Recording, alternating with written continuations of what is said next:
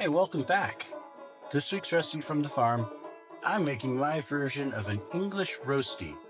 It's a really simple dish to make. I'm using these blue potatoes. Very delicious. You're gonna love it. Check it out. All right, I'm gonna start out with some nice, like I said, these blue potatoes. These are Adirondack blues. And I'm cutting them so they're roughly the same size. I don't think it matters too much, just as long as they're close. Sometimes usually I'm cutting in half, or I'm cutting into thirds. These potatoes are a little small. Then I'm gonna drop them in some cold water, a pot, and bring that to a boil, and boil them for about 15 minutes until a fork goes into them pretty nicely.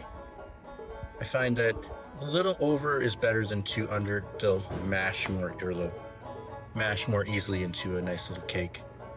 And then I've got some extra sharp cheddar cheese. I felt like cheddar cheese is fitting since this is an English dish. Grated that up. Put a little parchment paper down. As you know, if you've watched me before, I love roasting on parchment paper. Cleanup is easy, it never sticks. This time I'm putting a little bit of oil down, just because I want to get a little crispiness on the bottom side of the roasties.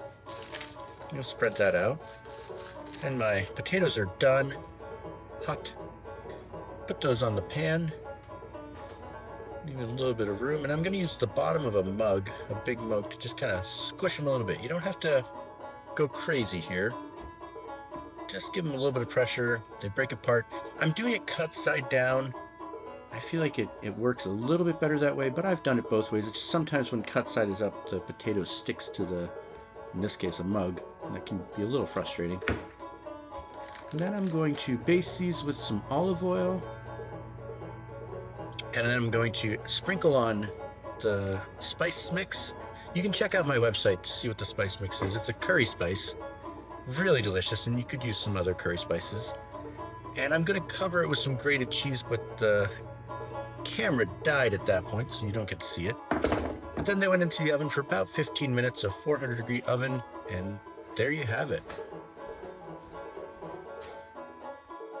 All right, my roasties are done. Give it a little bit of salt.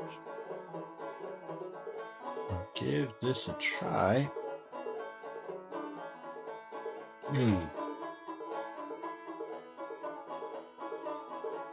That is so good. Wow. That's delicious. Try this one out. I think you'll like it. It's easy to make.